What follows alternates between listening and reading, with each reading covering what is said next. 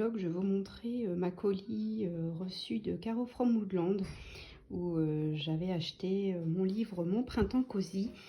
Alors maintenant je peux vous le montrer dans cette vidéo parce que mon amie Anso l'a reçu. C'était son cadeau pour ses 40 ans et donc je lui ai offert le mug de printemps de Caro. Il est juste magnifique, je vous le montre tout de suite.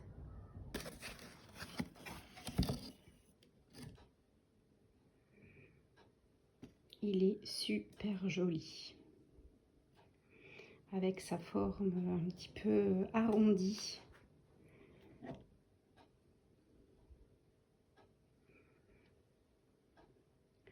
Et les illustrations sur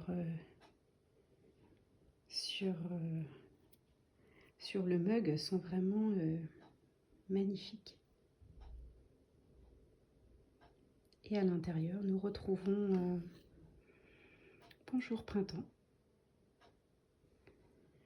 Donc je pense me l'offrir aussi pour déguster mon thé avec mon tricot. Je pense que ce sera le partenaire idéal. Voilà.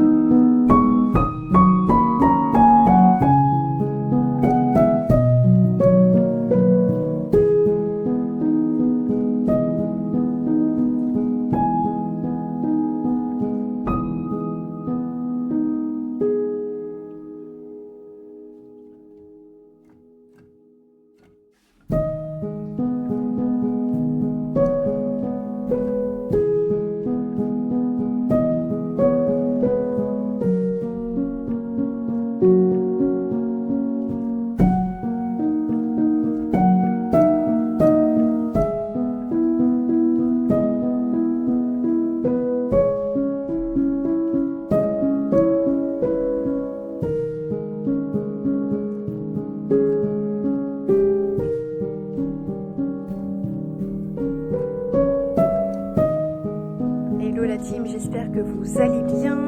Je suis donc dans ma serre, dans le potager. Comme vous avez pu le voir, ça pousse vraiment super bien. On est vraiment très content. Les salades, alors elles se plaisent à merveille sous la serre. Je pense que c'est le meilleur investissement que j'ai fait depuis un bon moment. Je suis vraiment très contente. Bon, j'ai eu un petite frayeur ce week-end parce que donc je travaillais et mon homme a un petit peu oublié d'ouvrir la serre, ce qui fait que j'ai un pied de tomate qui est tombé et qui est cassé. Ceci dit, il a l'air de reprendre, donc je garde confiance et puis je vais les bichonner parce que j'ai quand même presque tous mes pieds en fleurs.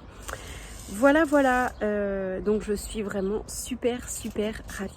La fraiseraie se porte toujours à merveille et si l'on observe bien, vous allez voir, et les premières fraises arrivent. Alors là, je suis ravie. J'ai hâte d'y goûter. Tous les pieds que j'ai plantés là, au début du printemps, ont repris. C'est génial. Les oignons et les échalotes ont également repris. Donc c'est plutôt cool. Bon, c'est difficile de garder un jardin propre. Après moi je suis pas en mode voilà, faut que ce soit super nickel tout le temps. J'ai nettoyé l'autre jour et puis avec l'alternance pluie, soleil, etc. Il y a un petit peu de tout qui pousse. Les petits pois mange-tout ont leur plus belle vie. Alors j'ai quelques pieds qui ont sauté. Ils ont dû être bouffés par des masses ou je ne sais quoi. Et j'ai pu apercevoir juste ici, par exemple, les premières fleurs. Donc je pense que nous allons pouvoir bientôt déguster, j'espère en tout cas, une petite poêlée de pois mange-tout. Et cette parcelle reste à être nettoyée. Voilà, sur tout le long, parce que je voudrais pouvoir semer mes haricots incessamment sous peu. Donc j'espère pouvoir faire ça avant le week-end. C'est pas gagné, mais je croise les doigts. Je l'espère de tout cœur.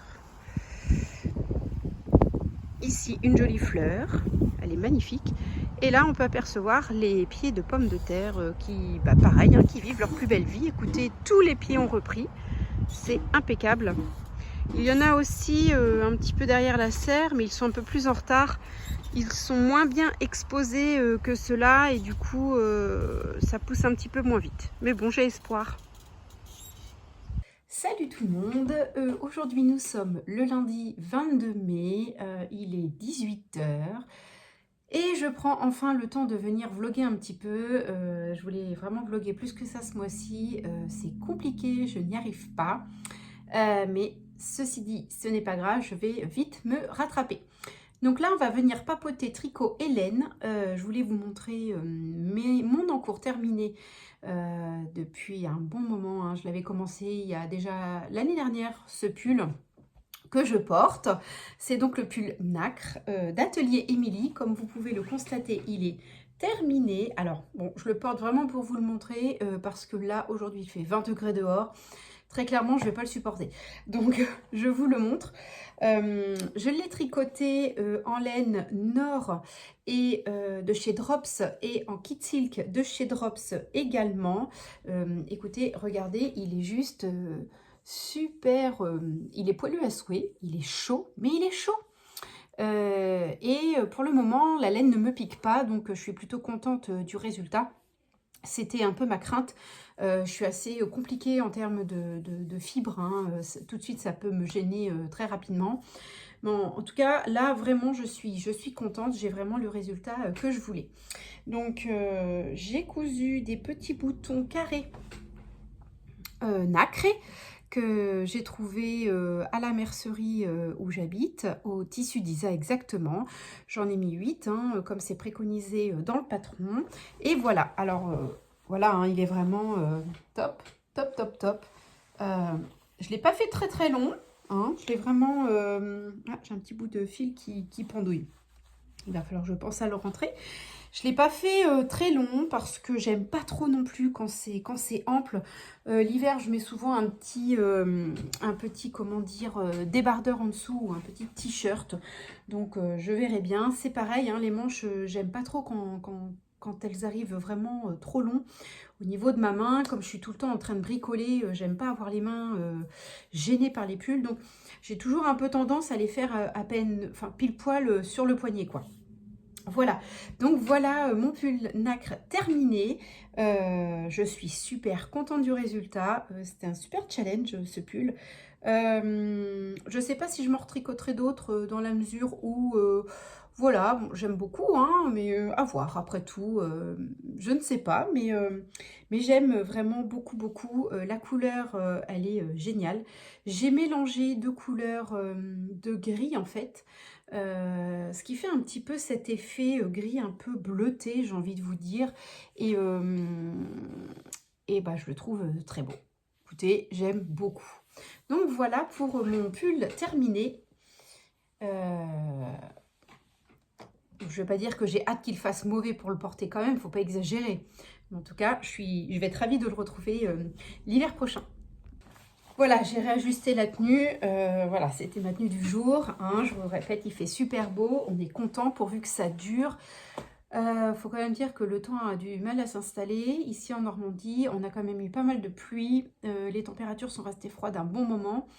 Avec l'humidité, c'était pas du tout agréable. Là, apparemment, la semaine s'annonce magnifique. Donc, on croise les doigts. J'espère que ça va durer.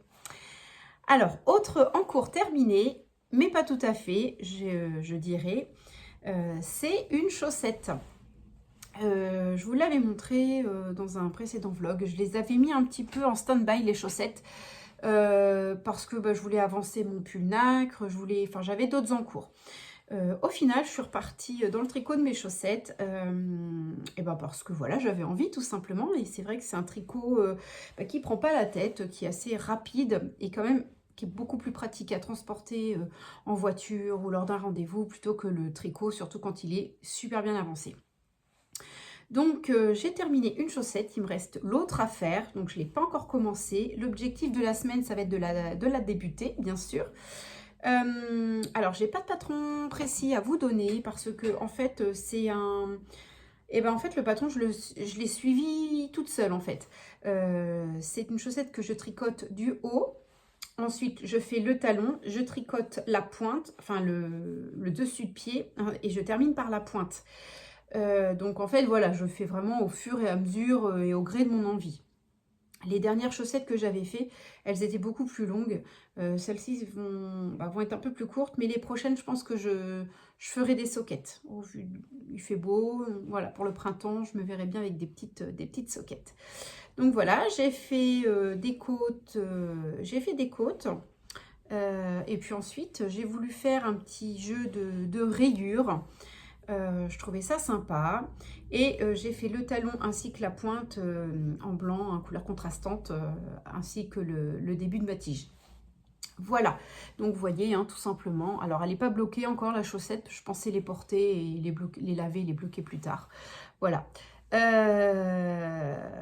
Je suis vraiment ravie, les couleurs sont juste magnifiques. J'ai tricoté, alors la couleur contrastante, c'est un blanc de chez Bergère de France. La qualité, la gamme, c'est Mérinos 2,5. Elle se tricote vraiment bien hein, sur les mini circulaires. J'utilise des mini circulaires en 2,5 également pour tricoter les chaussettes. Je trouve ça beaucoup plus pratique. En Magic Loop, je suis pas du tout fan. Le Magic Loop, je le fais sur mes pulls en termes pour faire les manches, etc. Mais plus ça va et plus je trouve qu'on perd du temps. Et ça m'ennuie, on va dire les choses. Donc là, il faut absolument que je me trouve des mini circulaires pour faire les manches, donc avec un câble un peu plus grand. Mais en tout cas, les chaussettes, voilà, c'est en mini circulaire, ça se passe très bien. Et j'aime beaucoup le rendu, donc c'est parfait. Donc celle-ci, cette laine-là se tricote vraiment très bien. J'aime beaucoup la qualité. J'ai l'impression que... En fait, je dis ça parce que Bergère de France, j'ai été quand même hyper déçue il y a 3 ans de ça. J'avais acheté la gamme idéale pour tricoter de la layette pour la naissance de mon petit-neveu. Et alors, je ne sais pas ce qui s'est passé. J'avais tricoté en 3 ou 3,5 je crois. Et la laine se tordait sur elle-même. Ce qui fait que j'avais des points vraiment pas du tout réguliers. Donc on aurait dit que je tricotais lâche. Enfin, le fil avait vraiment une texture mais moche. Et franchement, ça rendait vraiment très très moche à la fin. J'étais super déçue parce que j'ai quand même un tricot hyper régulier. Et là, vraiment, ça faisait des drôles d'effets dans la petite brassière. J'aimais vraiment pas du tout. Donc, du coup, eh bien, je m'étais un petit peu fâchée avec Bergère de France, ce qui est bien dommage, puisque c'est quand même une gamme de laine qui reste quand même qu'on peut s'approprier facilement de par son prix, et ils ont des gammes un petit peu plus hautes, hein, avec des gammes de mérinos, maintenant ils font aussi du mohair, et du coup voilà, la gamme s'est élargie, donc bon, je me dis que je testerai bien quand même, parce que j'aime bien acheter la laine, mais de la voir. Moi, j'aime beaucoup le ressenti que j'ai quand j'ai la pelote dans les mains. Et c'est pas toujours évident non plus de trouver les bonnes couleurs sur Internet. Parfois, on est un peu déçu, hein, quand la commande arrive. Ça m'est déjà arrivé. Donc là, au moins, je pense retester un petit peu la gamme Bergère de France sur des tricots à venir. Donc, je reprends. Donc, cette chaussette est donc tricotée en Bergère de France Mérinos 2,5 et avec un bouquet que j'avais acheté chez Yarneline, le bouquet de la famille Hastings. Il me reste ça des écheveaux. Donc, il me reste, je pense, le nécessaire pour faire ma deuxième chaussette. Dans ce bouquet, il y avait encore d'autres couleurs. Donc, je pense que je referai d'autres chaussettes ou peut-être, pourquoi pas un châle. Un futur châle à faire, je réfléchis encore. En fait, c'est ça qui est chouette, c'est que on a des mini écheveaux et on peut vraiment faire ce qu'on veut avec, c'est vraiment cool. Bon, après, je sais que ça restera un petit projet, hein, parce que c'est des petites balles de laine, c'est pas énorme. Voilà, donc ce sont des balles de laine que j'ai faites moi-même. Je pense que je vais investir dans un bobinoir parce que franchement, c'est pas le truc le plus facile à faire. En tout cas, voilà. Et dans cette balle, je ne sais pas si vous voyez, mais on voit des petits fils comme des petits fils de lurex, en fait. Donc, c'est brillant. Donc, c'est super sympa. Voilà, voilà. Donc, 2 balles de laine. La laine, donc, vient de chez Yarneline. Donc, voilà. Il me reste la deuxième affaire. Je vais la commencer incessamment sous peu parce que j'ai vraiment envie de porter mes chaussettes. Voilà. Ensuite, en tricot en encours, donc terminé en cours plus ou moins les chaussettes. Et là, je vous montre un nouvel encours que je suis en train de faire. Alors, attention. Ouh, ça prend un petit peu plus de place, n'est-ce pas? Vous allez le reconnaître, je suppose. C'est un grand classique. Le pull Tresca haut de Elong avec Anna. Voilà où j'en suis. Donc, j'ai bien avancé dernièrement. J'aime beaucoup, hein, en fait, il est vraiment super cool à tricoter. Là, je tricote le corps, on est en mode tricot sans cerveau. C'est ça que j'apprécie quand je rentre du travail, c'est que j'ai pas besoin de me concentrer à balle pour pouvoir le tricoter. Il est assez simple. Donc, c'est un pull qui se tricote en aiguille 4. Ce sont des aiguilles 4 en circulaire, comme vous avez pu le voir. C'est un patron gratuit que l'on peut retrouver sur Ravelry. C'est ce que j'ai fait. Je l'ai téléchargé puis imprimé. Donc vous voyez, hein, il y a des manches. Donc, il se tricote du haut vers le bas. On commence d'abord par l'encolure avec un point mousse. Et enfin, pour donner une forme au niveau du col, hein, un peu plus arrondi, il y a tout un jeu de manches, de rangs raccourcis à l'allemande à faire pour donner un petit peu de profondeur au niveau du col. Voilà, donc il faut quand même réussir à gérer les rangs raccourcis. Et ensuite, sur les raglans, vous avez des jetés à faire un rang sur 2, donc sur les rangs en droit. Voilà, ensuite, évidemment, vous séparez les manches du corps. Donc moi, j'utilise des petits fils Scooby-Doo pour mettre mes manches en attente, hein, c'est quand même assez pratique.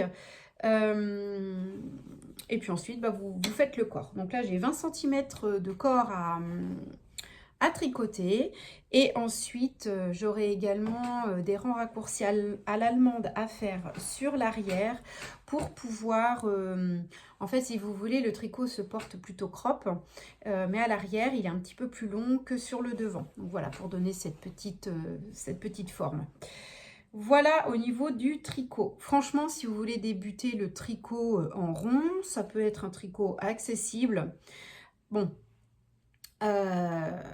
au tout début, j'ai un peu galéré quand même, j'ai dû démonter et je me suis aidée du tuto d'Alice Gerfaux sur YouTube qui m'a bien aidée quand même, hein, je dois bien l'avouer, parce qu'au niveau du patron, il y a quelque chose que j'avais pas compris vraiment comme il faut et forcément je me suis plantée.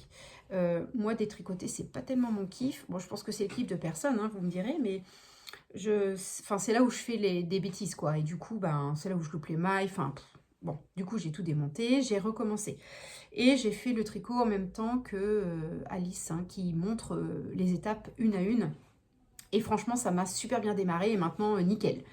Donc je pense que je regarderai l'étape en raccourci sur l'arrière pour ne pas me tromper, mais bon, très clairement c'est vraiment chouette de trouver des étapes une à une filmées qui plus est, pour vous aider dans la construction de votre pull. Donc c'est vraiment génial. Voilà, donc le Trescao, voilà, si vous voulez le retrouver, n'hésitez pas à aller sur Ravelry, vous allez le retrouver gratuitement à télécharger. C'est un patron de Elong avec Anna. Alors, je le tricote, j'ai voulu tester un truc. J'avais pas spécialement de laine, j'ai jamais de laine d'avance, hein. J'achète vraiment au gré de mes projets.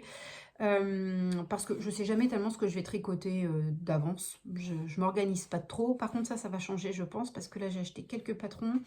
Et du coup, je voudrais essayer de m'organiser pour l'achat de ma laine. Là, j'avais un petit budget. J'avais pas un budget énorme. Donc, je me suis dit, bon, réfléchissons. Qu'est-ce que je pourrais utiliser comme fil?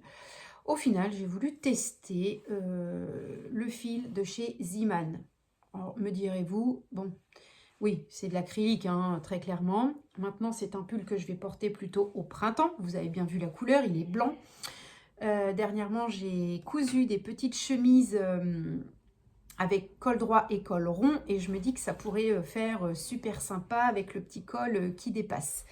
Et comme il est porté un peu crop, je pourrais laisser ma chemise un petit peu dépassée.